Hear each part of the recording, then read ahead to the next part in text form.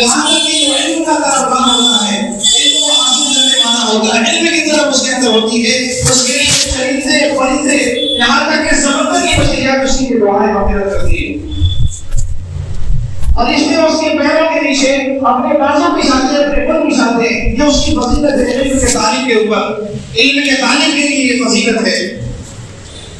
اچھا، اس کے تعلق سے ہمارے درمیان یہ بات آئی کہ ہم یہ سمجھتے ہیں کہ علم کا تعلیم وہی ہے کہ جو عالمیت کا کورس کر رہا ہو، جو بچہ عالمیت کا کورس حاصل کر رہا ہو، جس سے پڑھ کر مولوی بن جاتا ہے، تو گویا کہ ہم یہ سمجھتے ہیں کہ اس کے مزاج سے کوئی لوگ ہیں. حضرت تھانوی رحمۃ اللہ علیہ فرماتے کہ نہیں، ایسا نہیں ہے، بلکہ ہم لوگ بھی اگر کسی دین کے مسئلے کی طلب رکھتے ہیں، ہم یہ جاننا چاہتے ہیں کہ اس دین کا مسئلہ کیسا ہے، ہمارے اندر اس کو جاننے کی طلب ہے، تو یاد رکھیے گا ہم بھی اس حدیث کے مزاح بن جائیں گے، ہم اس حدیث کی مزاح بن جائیں گے.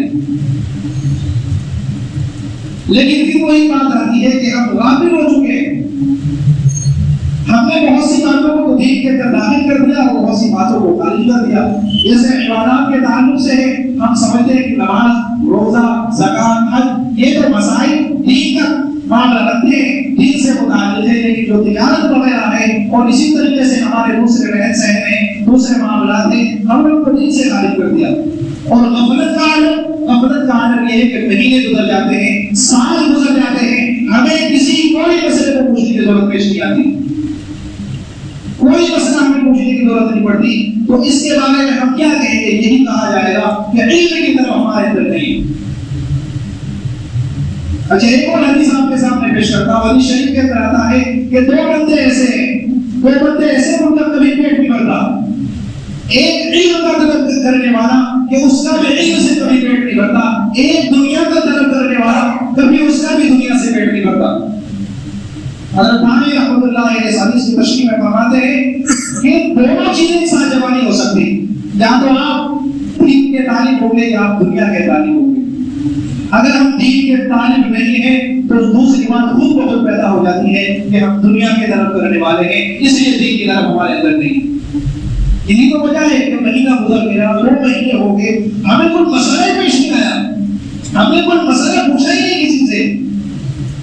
یا تو ہم یہ سمجھتے کہ نہیں، ہم جو کر رہے ہیں اپنے معاملے میں ٹھیک ہے، یا یہ خطرہ لگا رہتا ہے کہ اگر مولویوں کے پاس جائیں گے، علماء سے مسئلہ پوچھیں گے، وہ تو ناجائز ہی بتائیں گے، حرام ہی بتائیں گے. نہیں، ایسا نہیں کہ علماء حرام اور ناجائز بتائیں گے، جائز چیزوں کو جائز بھی کہتے ہیں. اگر جب آپ حرام کے تعلق سے پوچھیں گے تو حرام ہی بتائیں گے. لیکن آپ کا کاروبار حرام چیزوں کے اوپر مشتمل ہے، اب آپ اس کے متعلق مسئلہ پوچھنے جائیں گے تو آپ جائز تو نہیں بتائیں گے، حرام ہی بتلائیں گے. تو حلال چیز کو حلال کہا جاتا ہے، جائز چیزوں کو جائز کہا جاتا ہے.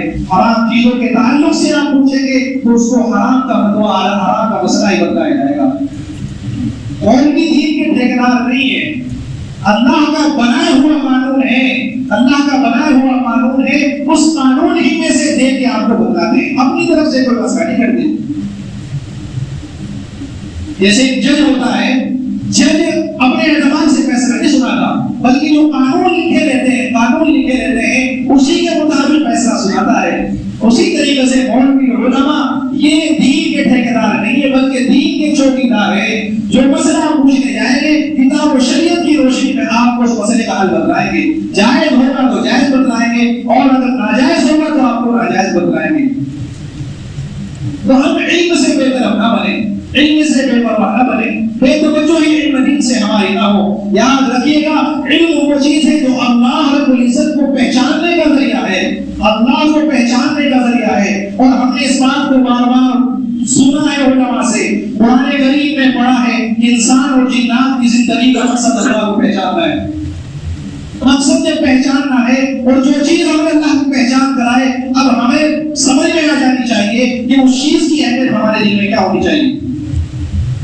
مقصد اللہ کو پہچاننے کا ذریعہ علم. اب خود آپ غور کریں تو کیا علم کا جاننا ہمارے لیے ضروری نہیں؟ دنیاوی فنون کے اوپر میں بات نہیں کرتا، اس کے اوپر ترغیب دو نہ دو، اس کی محبت تو ہمارے دلوں کے اندر بیٹھی ہوئی ہے، اسے سمجھانے کی ضرورت نہیں ہے. لیکن علم کی بنیاد پر میں جو ہفتوں سے آپ کے سامنے بات کر رہا ہوں، تاکہ ہماری توجہ علم دین کی طرف بڑھے. تو میرے بھائیوں خود بھی علم کی طرف کے اندر لگے. جن مسائل کا علم نہیں ہے اور مسائل کو اپنے علماء سے پوچھے. نہیں پوچھنے آتے آج کل، نہیں پوچھنے آتے. مسئلے اگر آتے ہیں تو صرف طلاق کے آتے ہیں. یہ ہمارا رواج اور ریشو بن گیا ہے. دین سے ہم مفتی شفیع صاحب اتنے بڑے عالم دین فرماتے کہ 60 سال مجھے درس و تدریس کرتے ہو گئے، فتویٰ نویسی فتوے لکھتے ہو گئے. آج بھی نماز میں کبھی ایسا مسئلہ پیش آ جاتا ہے کہ میری سمجھ میں نہیں آتا کہ میں کیا کروں.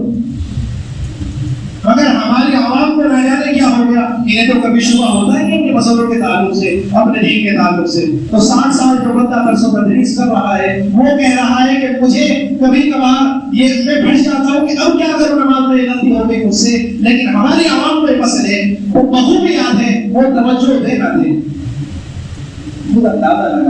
خود اندازہ لگائے دین کی طرف اپنے اندر پیدا کرے. فرمایا کہ جو دین کی طلب میں رہتا ہے، منصلہ کا طریقہ جو ایسے راستے پر چلتا ہے، یبتغی فیہ علما، جس میں اس کا مقصد علم حاصل کرنا ہوتا ہے، سہل اللہ لہ طریقا فی الجنہ، اللہ تعالیٰ اس کے لیے جنت میں جانا آسان بنا دیتا ہے. کہا نا شرندے پرندے درندے سمندر کی مچھلیاں تو اس کی یہ دعائیں مغفرت کرتی ہیں. آپ وہاں بیٹھے ہوئے ایک مسئلہ آپ کی کرتے دل میں بات آئی کہ یہ مسئلہ مجھے پوچھنا چاہیے، میں اپنے امام صاحب کے پاس جا کر پوچھتا. آپ کے اندر جو طلب پیدا ہوئی، آپ جو چل کر آ رہے ہیں، اس طلب کے اوپر بھی یہی فضیلت ہے، اس طلب کے اوپر بھی یہی فضیلت ہے. روزانہ ایک مسئلہ بھی معلوم کرے، روزانہ ایک مسئلہ بھی یاد ہو جائے تو غور کرے 365 دنوں میں ایک سال کے اندر 365 مسئلے آ جائیں گے. اگر ہم علم دین کی طرف میں مستقل لگے رہیں گے تو یہ توجہ دین کی طرف ہماری بڑھتی رہے گی، اور جتنے ہم اس سے دور ہوتے جائیں گے علم کی طرف ہم سے دور ہوتی چلی جائے گی. میرے بھائیوں یہ چیزیں چھوڑ دو، مرنا ہے ہمیں ایک دن. مقصد ہمارا اللہ کو پہچاننا تھا. اگر اللہ کو پہچان کر اس دنیا سے نہیں گئے تو ہمارے مقصد ہمارے اس آنے کا اور اتنی جدوجہد کرنے کا کیا فائدہ. بس خلاصہ یہی ہے کہ اللہ رب العزت ہمیں علم کا قدردان بنا دے، علم کی قدردانی کی توفیق عطا فرما دے، علم دین سے محبت ہمیں عطا فرما دے، اور علم کی طلب، علم کی جستجو ہمارے دلوں کے اندر محفوظ فرما دے. اللہ تعالیٰ مجھے بھی اور آپ سبھی کو کہنے سننے سے زیادہ عطا فرما دے.